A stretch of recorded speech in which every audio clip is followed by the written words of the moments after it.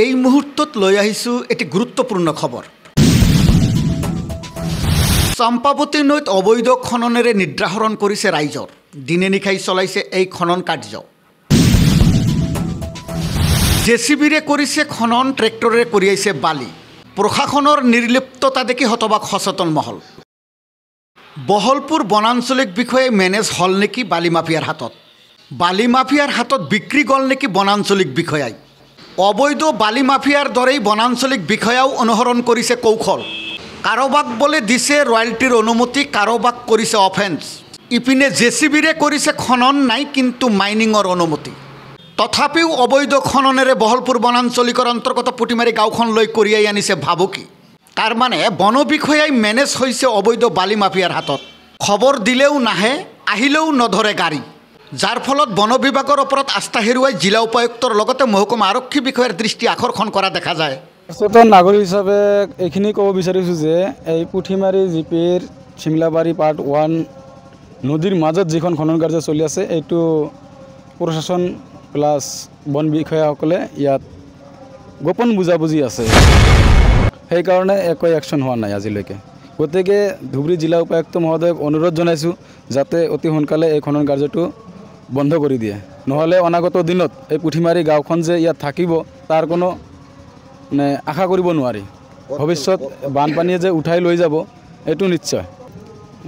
আপোনাৰ ব্ৰহ্মপুত্ৰৰ মাজত, ঠিক মাজত চম্পাৱতী নৈ। ব্ৰহ্মপুত্ৰ আৰু চম্পাৱতী দুয়োখন নদীৰ সংলগ্ন এৰিয়া, একদম যিটো মানে এতিয়া শুকান বতৰ কাৰণে আপোনালোকে পানী দেখা নাই, কিন্তু বানৰ সময়ত সিহঁতে দি বোট চলে। ভৱিষ্যত বানে উটুৱাই লৈ যাব এইবিলাক নিশ্চয়। গৰাখহনীয়াৰ কবলত পৰিব এইখন এৰিয়া। দিনে ৰাতিয়ে অৱগত কৰালে ইহঁতে মানে যদিও আহে এদিনো এটা গাড়ী ধৰিব নোৱাৰে। তাৰ মানে কি গোপন বুজাবুজি আছে ইহঁতৰ। আজিও চলিছিল, আপোনালোকৰ উমান পাই ইহঁতে উঠি গ'ল ইয়াৰ পৰা। জেচিবি, ডাম্পাৰ, ট্ৰেক্টৰ 30-40খন ডেইলি চলি থাকে। এইটো আমি জিলা উপায়ুক্ত মহোদয়ক অনুৰোধ জনাইছোঁ যাতে এই খনন কাৰ্যটো বন্ধ কৰি দিয়ে।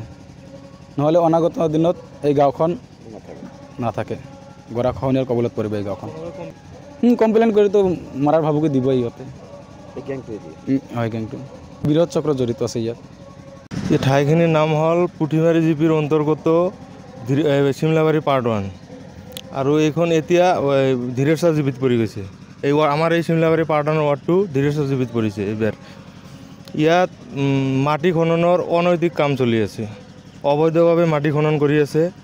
আৰু এইটো আমি প্ৰশাসন আৰু বন বিভাগক অৱগত কৰিছিলোঁ, কিন্তু সিহঁতে নিমাত। সিহঁতৰ একো মাত বল নাই। ইয়াৰ বিহিত এটা ব্যৱস্থা যে ল'ব লাগে তাৰো কোনো কি নাই। এনেকুৱা মাটি খনন কৰিলে ভৱিষ্যতে যে আমাৰ পুঠিমাৰী গাঁওখন থাকিব কোনো গেৰাণ্টি নাই, কোনো অস্তিত্ব নাই। সেইটো চম্পাৱতী নৈ আৰু ব্ৰহ্মপুত্ৰ য'ত সংলগ্ন হৈছে তাতে এনেকুৱা মাটি খনন কাৰ্য চলি আছে, দিনে ৰাতি চলি থাকে। অলপ আগতো চলিছিল, অলপ আগতো জেচিবি উঠাই লৈ গ'ল। ইয়াত বহুতো মানুহ জড়িত। এইটো প্ৰশাসনক মই বিনম্ৰ অনুৰোধ জনাইছোঁ, মহকুমা বিষয়া ছাৰক অনুৰোধ জনাইছোঁ, আৰু লগতে বন বিভাগকো অনুৰোধ জনাইছোঁ অতি সোনকালে এই খনন কাৰ্যটো বন্ধ কৰিব লাগে।